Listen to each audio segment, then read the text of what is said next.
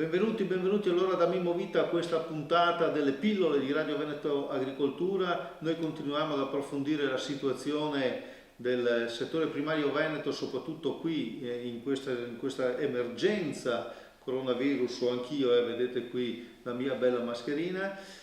Abbiamo, come vedete, inquadrato Floriano De Franceschi, il presidente dell'ARAV, l'Associazione degli Allevatori Veneti, che l'altro giorno con un'intervista ha posto un tema interessante. Io vado subito al punto, Presidente, ovvero abbiamo necessità di un punto, di una realtà che polverizzi il latte, che produca il latte in polvere, perché non ce l'abbiamo. Perché? Ma intanto buongiorno a tutti. Ma ho sollevato questo tema perché la polverizzazione del latte, dal mio punto di vista, può essere uno sfogo ulteriore a queste crisi che oggi, perché ci è toccato il coronavirus, caschiamo in questo. Però crisi del mercato del latte ce ne sono state anche in altri tempi. Pensare di avere una valvola di sfogo che possa mettere in sicurezza il sistema veneto, io lo definisco molto importante. Teniamo presente che noi in questo concetto la polvere del latte si può muovere più facilmente in giro per il mondo, ma può anche andare a fare altri prodotti innovativi, no? Come prodotti medicali, prodotti per lo sport, prodotti per l'infanzia, prodotti anche zootecnici, anche se magari saranno un po' più di minor ricavo sul prodotto zootecnico.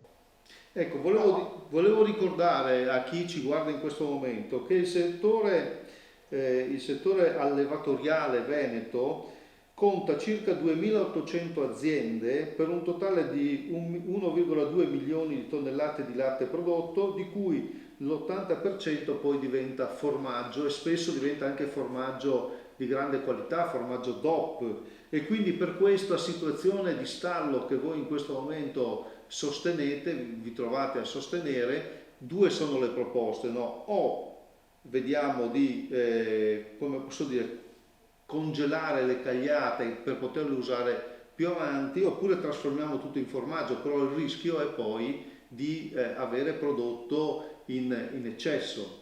Ma sicuramente sì, poi la cagliata non penso che abbia grandi tempi di congelamento, no? Perché poi a un certo punto dovrà anche venire utilizzata.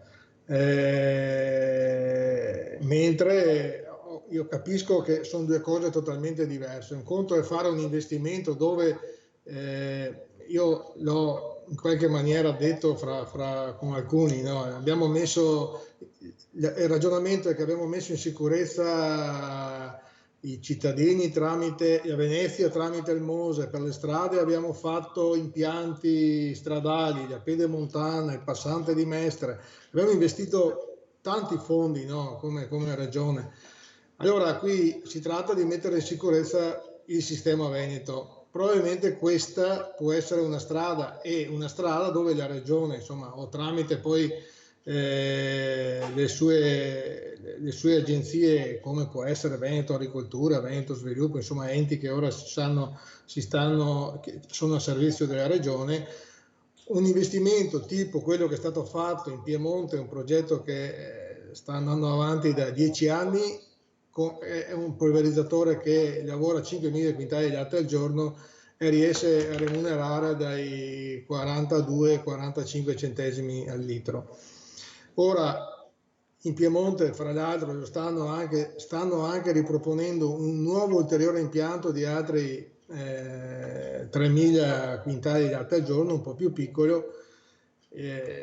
Ti dico anche che il costo là si aggira attorno di questo impianto ai 23-25 milioni di euro. Capisco che è un investimento, però dobbiamo capire anche che il sistema va in qualche maniera messo in sicurezza, insomma, dobbiamo guardare un po' avanti e non fermarsi sempre alle solite dinamiche. Quindi bisogna innovare, bisogna innovare, bisogna innovare. Allora grazie a Floriano De Franceschi.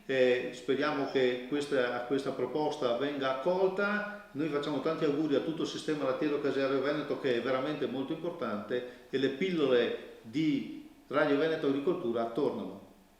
Grazie a voi.